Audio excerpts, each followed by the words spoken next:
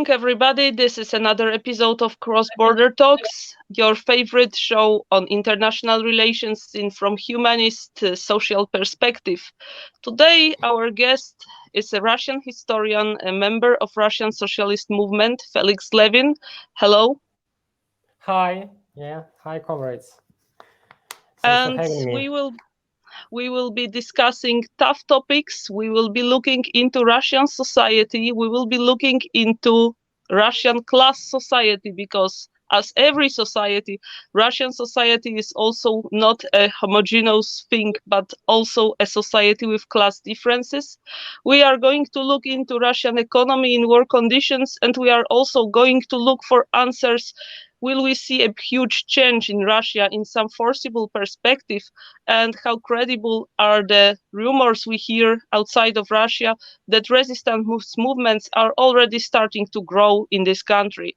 So before we get to these key questions, the questions that millions of people are asking themselves everywhere in the world, I ask everybody who is listening to us to subscribe to Cross Border Talks.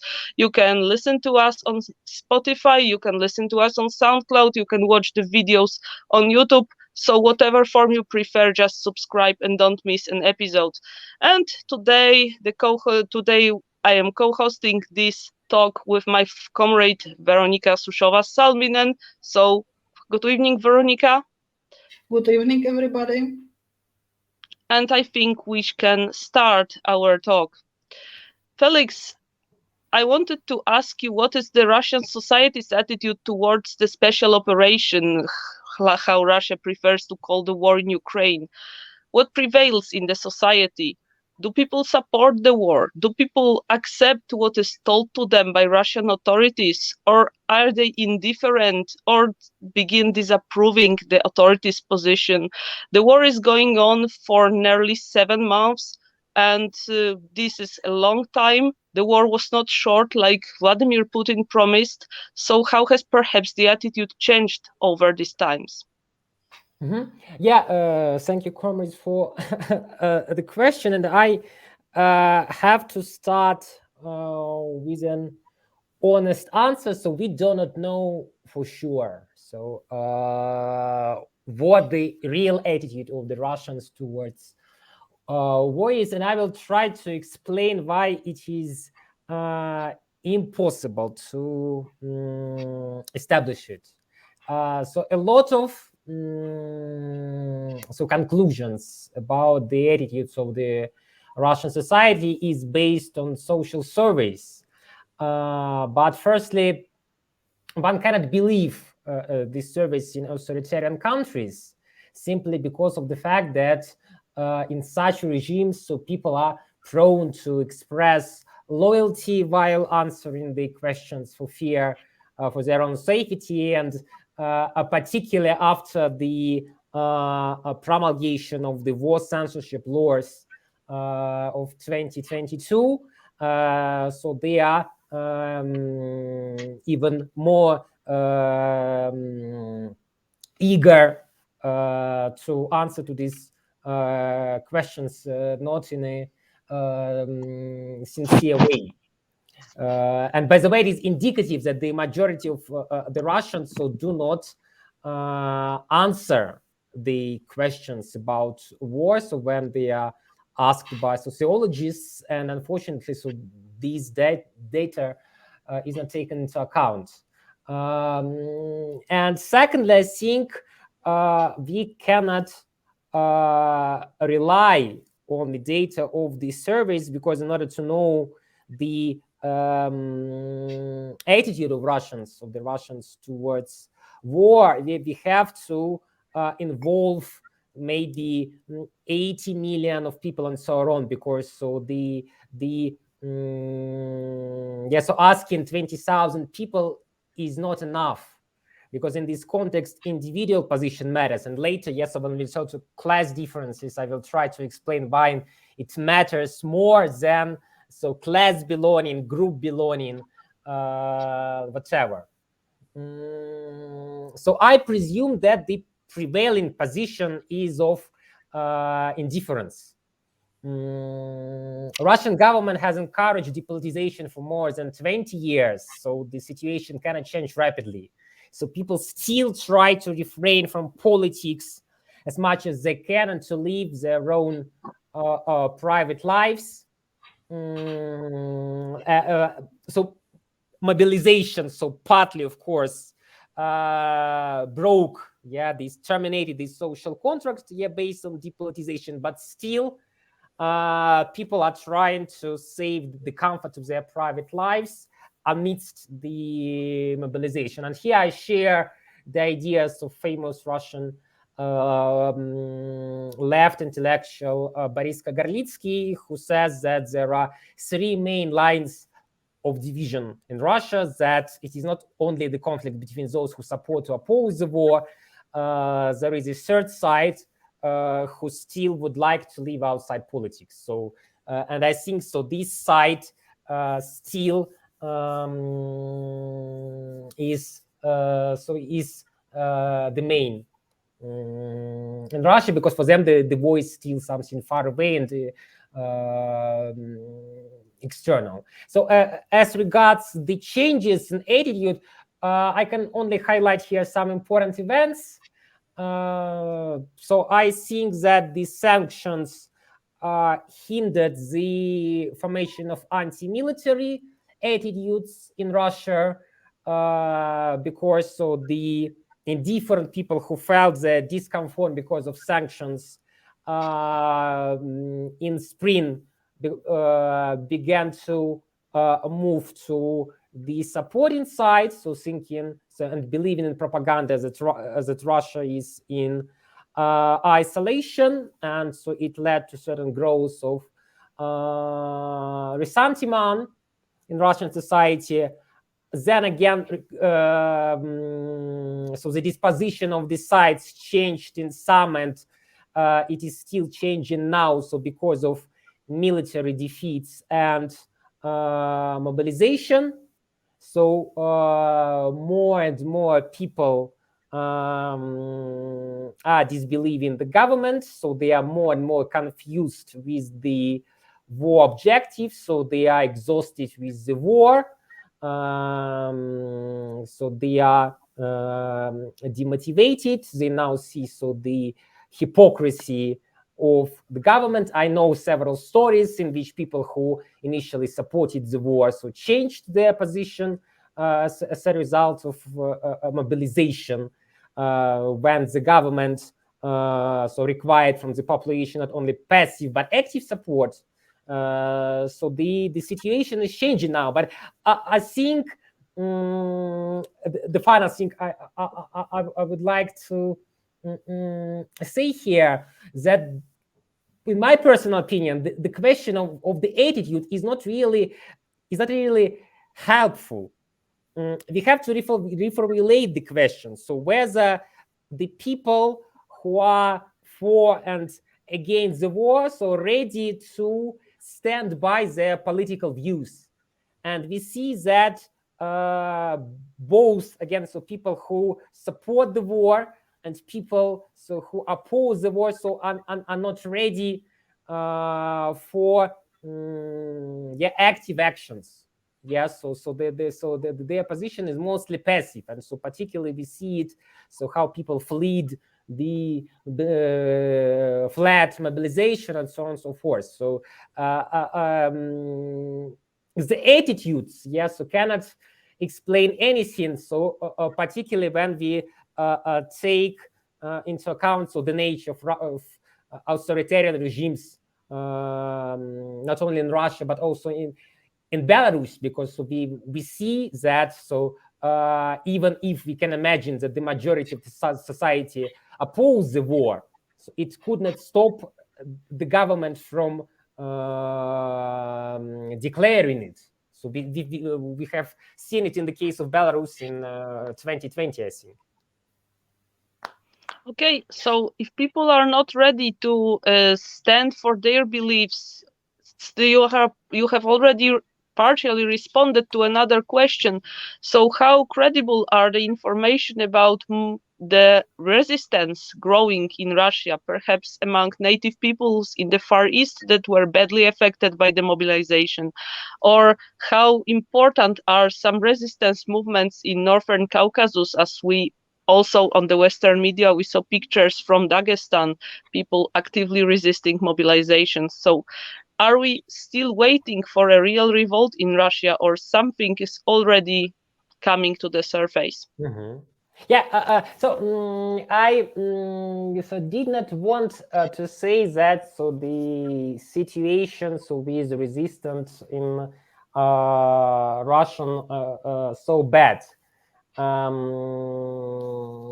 The thing is that so that the resistance is quite peculiar, yes, and highly contingent on the nature of the Russian repressive regime.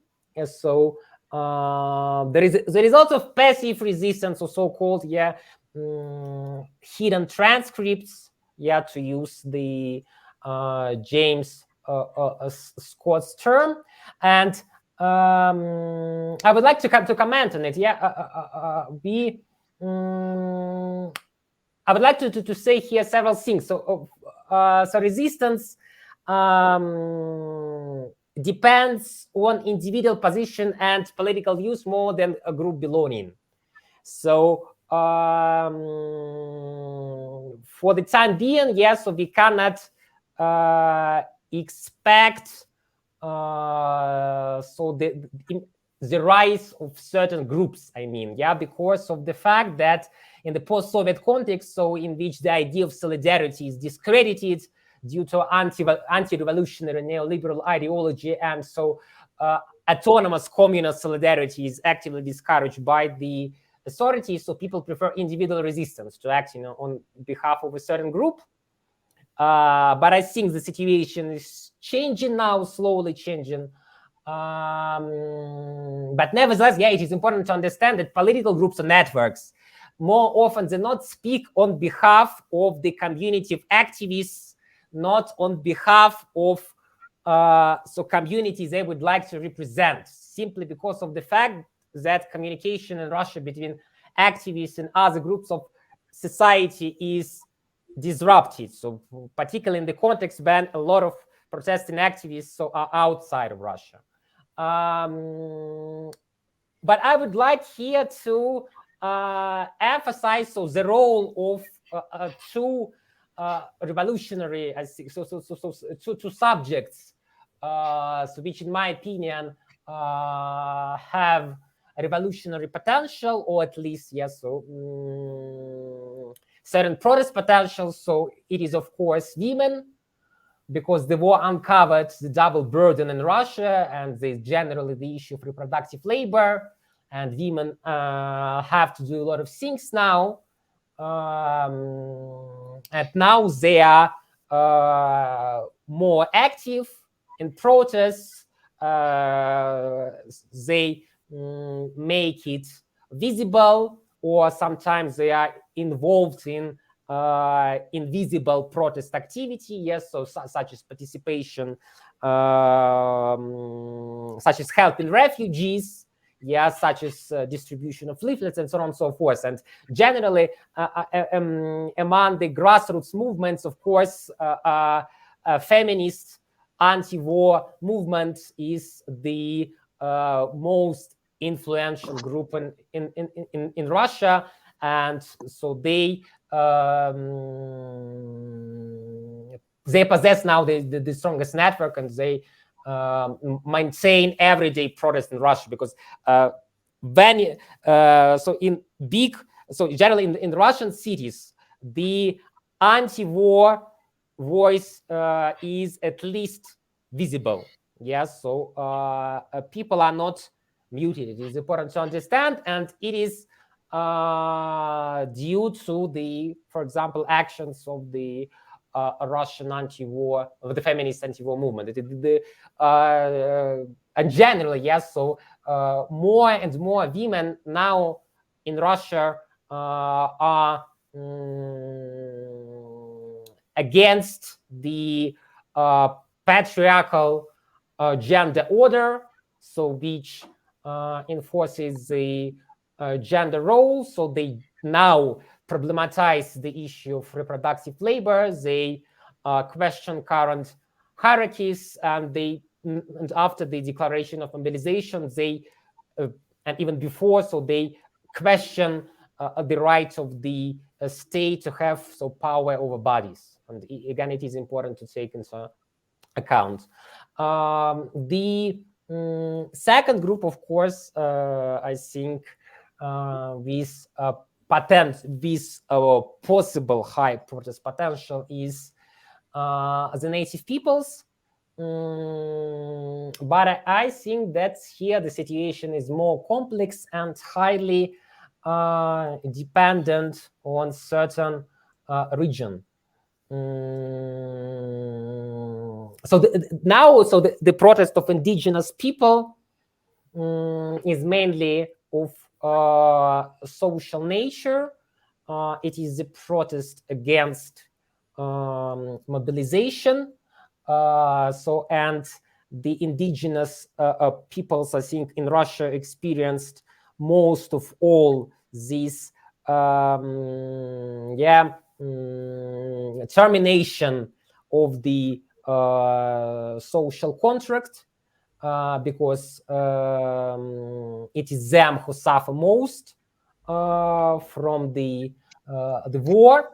And so the mobilization in Russia uncovered what we call institutional or systemic racism, simply because of the fact that the mobilization quota are sent from the center. They are sent to the provincial cities and towns, so provincial centers. So again, shift the burden to the little town and the countryside, and this is where the indigenous people live. And I can here make several examples, like during the first days of the mobilization, the authorities took all the male population from mono-ethnic villages and little towns in Buryatia. They took them mainly at night. Or for example, a village Deda populated by 9 people, 40 people were taken out of 400 residents, or in some multi-ethnic towns and villages, only the minorities are taken, like Sams in Karelia or Armenians in several villages in Krasnodar Krai. And the situation really resembles ethnic cleansing. And what is more important, that according to Russian law, small numbered native peoples and other people such as Chechens and people of Dagestan cannot be drafted. And they received the Kola papers, and they were protesting against it, and they perceived mobilization as an existential threat because it threatens their economic and physically, literally, sustainability. And they feel that they are deprived of their autonomies. And now they're beginning to reassert their own ethnic identity, claiming that they constitute minor peoples, and the war also threatens their potential for self-reproduction. But we have to understand that this protest is situational, and so the protests to a certain extent died down when it managed to when the authorities fulfilled some of the demands, so the demobilization was hindered. But the prospects of the resistance is higher when there is a more pronounced, more profound dissatisfaction with the metropole, coupled with the rise of self-consciousness. With the beginning of the war, the anti-colonial and anti-imperial voices of indigenous non-Russian population began to be heard. So they questioned the imperialism of Russia, its imperialist practices. They question imperialist ideology. They reassert their ethnic identity in order to demonstrate their non-involvement in the aggressive war declared on behalf of ethnic Russians. So they are dissatisfied with this exclusive Russian revisionist a nationalist ideology. And so there are some prospects here, particularly, I think, when the republics and national regions will feel the weakness of the federal center. So for the time being, I think that so people are so too afraid and by of the actions of the Russian repressive regime. But I think when they feel this weakness, so the situation will change rapidly. And here again, I see the potential in so anti-imperialist, anti-colonial movements, so in different Russian regions. So we don't know when it will happen, but it may happen. It will not happen again everywhere, but again, it may happen in the regions with the high level of self-consciousness and or the regions which suffer from the war most of all. I think it is, by the way, a challenge for the Russian left who have to recognize the potential of politicization of gender and ethnicity. So if everything is okay with politicization of gender, and so Russian left actively adopted the feminist perspective, feminist approach, the situation is more complex with politicization of ethnicity. So only now the Russian left are trying to respond to such challenges as Russian colonial past, Russian imperialist ideology, so Russian cultural hierarchies, and so on and so forth. And if the Russian left managed to find a language to appeal to non-Russian peoples and to establish a platform for interethnic dialects and to integrate non-Russian peoples into the left movement, I think so it will be a great move forward. Okay, let us now have a broader look on Russian economy and how it changed in war conditions. We would like also to ask about the consequences for the working class of this change. But now I would like to pass the floor to Veronika, who has some more specific question on the new economic model that seems to be introduced in Russia. Yes, you, Felix, mentioned the social contract, which, as you said, was actually broken by the Putin regime. Of course, this social contract was structured and it was based, as you said, on the depoliticization. It means that the power will not touch us, so we will live how we can. And on the other hand, of course, on the redistribution of some wealth in order to keep at least people loyal. Recently, short ago, Volodymyr Ishchenko wrote interesting article for Al Jazeera, and he is arguing there that actually the today's regime, the transforming Putin's regime, because the war means transformation for the regime, is turning towards something he calls as military Keynesianism, which means that the war is changing the character of the regime towards a new version of redistribution of wealth. Based on the mobilization, we have to realize that mobilization is also economic. It's not just that they mobilized people and send them to the war, but the Russia is in the situation when it has to at least partially mobilize the economy. So mobilization of economy, redistribution of wealth, reconstruction of regions, which is Russia taking into its own system, and so on. He means by it, by the fact that we shouldn't be naive about the Putin regime, that Putin regime very much realizes this aspect. So what do you think about this opinion? Do you think that this is even possible? Is there a successful strategy behind which would continue to buy the loyalty, at least some part of society, in order to survive for the regime? Yeah, thank you very much, Veronika, for this question. I think so. Here we should ask. I have read the article by Vladimir Ishchenko, and I think we should ask Vladimir here for more evidence proving that Russia is really moving towards military Keynesianism. because in my personal opinion, so Vladimir bases his conclusion on Russian official rhetoric. But I do not see any New Deal in Russia. And I do not see any redistribution of wealth, because even the mobilized haven't been paid the sums they were promised by Putin, simply because of the fact that there is no money in the budget allocated for that. So vice versa, so the government hopes that they will not return and they would be declared missing so as not to pay anything. So I agree here that some groups working in state organs or in military-industrial complex, benefit from the war. But so this again layer benefiting from the war is very, very thin, and it is now, I think, diminishing. I am skeptical about it because I think that the Russian government is not capable of transforming itself. So they're still driven by the neoliberal ideology of market reforms. And their logic was explicitly demonstrated during the pandemic. They're not able to propose a new program, so they will delegate the responsibilities to the regions, hoping that the people will be able to survive like they did in the 1990s.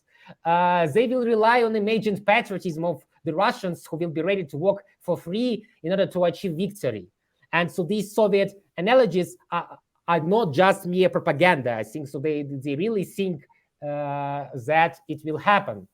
And they will lie about compensations, but they will rely on unpaid labor. So it is not accidental that they declared a martial law in these 4 territories, but so de facto they declared it on all Russia, because it will allow them to involve people in different military projects without the necessity to pay them. And I think that the Russian government is now living exactly on sheer coercion. And we see that this works, so people are demotivated, afraid of repressions, and now of mobilization and loss of income. So the Russian ruling classes are so cannot govern in a new way. So what their main strategy is minimum investment, except for the military sphere and propaganda, and so non-interference in case of problems. So it is, by the way, because of that, so they did not want to declare martial law and declare mobilization, because they did not want to accept financial responsibilities for these things. That is why special operation. So that is why other names used in Russia. They did not want to accept responsibility, and they so wanted to rely on private donations. So as not to spend anything. And even now, after the declaration of mobilization and martial law, so indeed they are still in the workplaces, and generally local authorities so are appealing to people to donate for the war needs, and so the mobilized have to buy military equipment and so on and so forth. So I do not see any transformation, and I don't see any reconstruction. And the most thing that the Russian regime is an obstacle to itself. It cannot change, in my opinion. Yes, thank you for this answer. I would still, following this, what you say about the impossibility of change, the regime got itself in the situation of the war, in which the success is very, at least dubious. I would like to ask you about the social consequences of this decision and social consequences of war for Russian society and for Russia. And now I am meaning it in the sense of what kind of consequences you see for the Russia's for Russian human development. I don't ask about economic figures and so on, but what is this war doing with the Russian society, and what are its prospects if the regime will continue? So the prospects are quite pessimistic, and they are one of stagnation. So what I see apart from our polarization, so we see that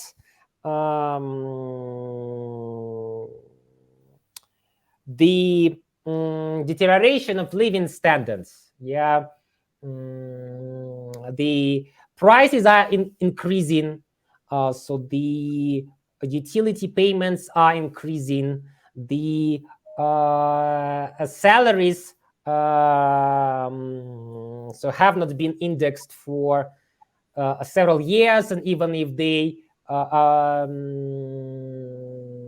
were indexed, so it is not enough, given the rise of inflation. So so particularly again the war affects people who live from paycheck to paycheck. So they cannot buy some products, and we see the delays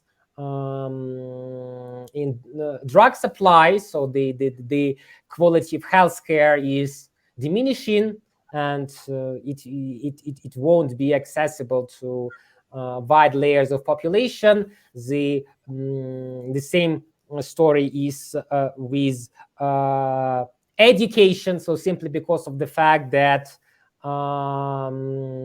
the so Russian intelligence and people involved in education and culture, so they are leaving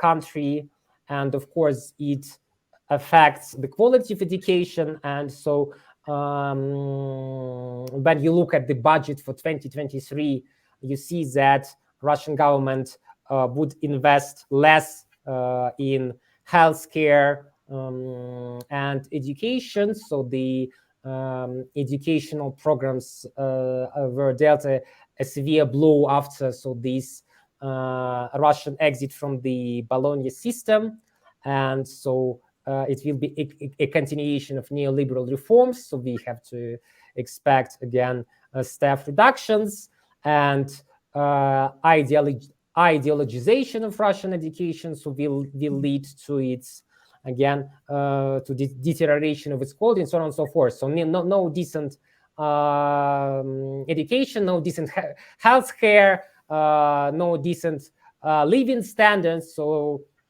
let alone generally the decline in the coming after declaration of mobilization. And I'm sure that mobilization will continue in January.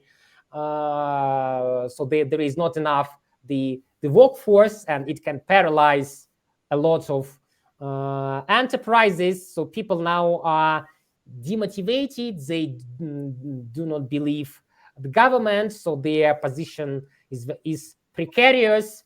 They are not confident in their future. So I don't see again any good prospects for Russia again in current situation. But I still, honestly, I do not believe that it can last for long. But so if everything stays as it is, so it will be a stagnation, so growth of poverty, so growth of disappointment and depression and so on.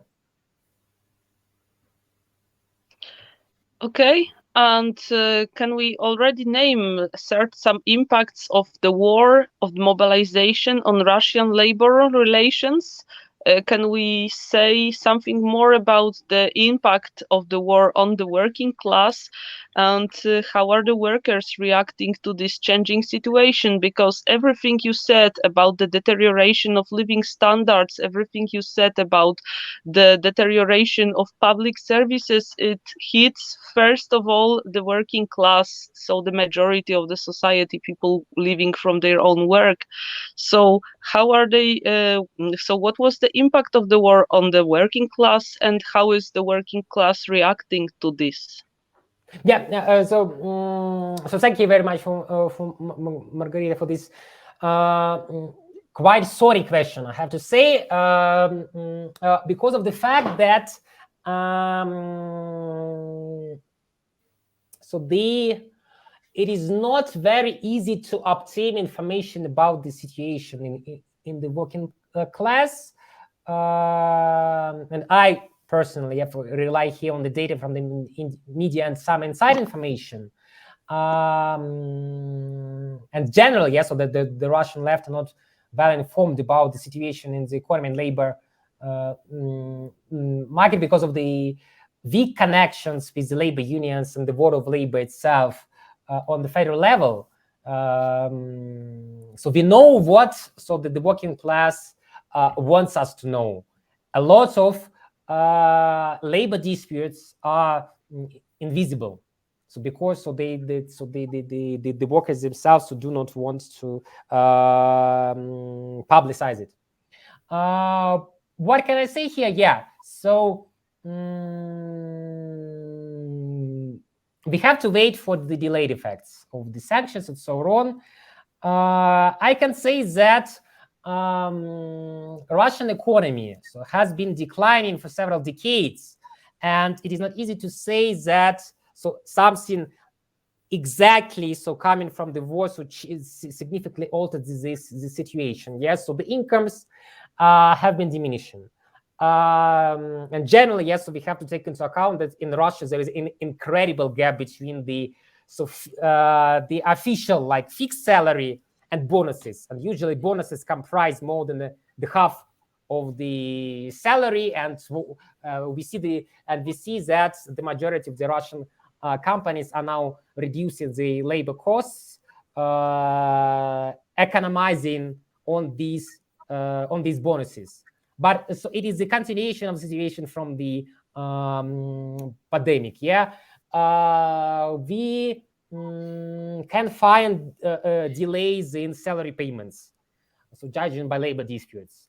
Again, it is the continuation of the situation from the pandemic. The arguments are new, but nevertheless, the position of precarious workers and gig workers, is getting worse and worse. So, and people respond to current economic crisis and tend to spend less on consumer needs. Yes, there are strikes, there are labor disputes, so the workers go to court and so on and so forth. So they try to petition the authorities, and we can expect the growth of the unrest. But I would like here to highlight some particular novelties of the situation of war. So the war has seriously affected the workers who were employed in the foreign companies who decided to leave Russia, so who worked in the industries dependent on the components imported from the US and the West. So this situation was in the consumer industry and in the transport industry, and there were thousands of workers have faced redundancy. Some were forced to hand in resignation. Some negotiated with the employers that they will receive the sum equal to 5 or 6 monthly salaries. Some have received nothing, and so on. And the situation is highly volatile in several little towns. So in which, for example, there were several city-forming industries, and they are now shut down. And for the time being, yes, also the workers are furloughed. But so according to the Russian labor code, if you are furloughed, you can receive two-thirds of your regular salary. But I'm not sure how long the situation will continue, and I think that quite soon these workers would be laid off, and we will see the consequences of this situation. And I predict that there will be growth of the social unrest. So particularly when the workers will understand that, so they do not have any alternatives, and generally when so the level of disappointment so will be very high, so coupled with the military defeats. So I don't know when exactly it will happen, but I'm sure that it will happen sooner or later. But we shouldn't forget about the rise of repression. So when we talk about the condition of the working class in Russia, so we should not forget that they are not only facing the decrease in living standards, so they are facing the repressions on a higher level. So people with anti-war positions are coming under pressure at the workplace. So people are mobilized and fired immediately. And if you have heard about the detainment of Kirill Ukraintsov, who is the leader of the labor union of delivery workers called Courier, it is a precedent of concern, because it means that the Russian government is going to persecute independent labor unions. And so now, in particular after the declaration of the martial law, so any labor disputes, so any demand for higher pay can be classed as not an economic act, as a political act, and can be classed as treachery or whatever. So the workers would face the repressions. So I think that is what we could see. But again, so I think so apart from labor disputes, we can see some passive resistance. So sometimes the workers are fleeing mobilization, so they do not have, of course, enough savings to emigrate. But so they're hiding somewhere, and it means that they cannot appear at the workplace. So escapism as one of the protest strategies. So maybe other things, yes, so again, which can be classified as hidden transcripts, we can find passive resistance. But sooner or later, I think that passive resistance can transform into active resistance. So there will be nothing left. And I'm sure that sooner or later it will happen. So you are basically, we have only a few minutes time, so I would ask you only a very short question, which came to my mind when I was listening to your talk. Because in general, what you have described, this is already a recipe for something we can call as revolutionary situation. But we know that Russia has this tradition. We also know that, for example, in 1990s, where the things get very bad in Russia, there was nearly no any huge social resistance. So, do you think that the situation can hit to some kind of, now, of course, we cannot speak about the revolutionary situation like in 1917 because there is no really consolidated ideology behind. But do you think that there is some kind of potential in the future? Now, I don't want to say that when, or because I know everything is very open, very in flux. We don't really know. But is there some kind of such possibility for Russia in the future? Yeah. So it is a very difficult question. Yes, so that is what we all waiting for. But I think so there are two important factors. Yes, so several important factors. Yes, so which hinder the development of the revolutionary situation.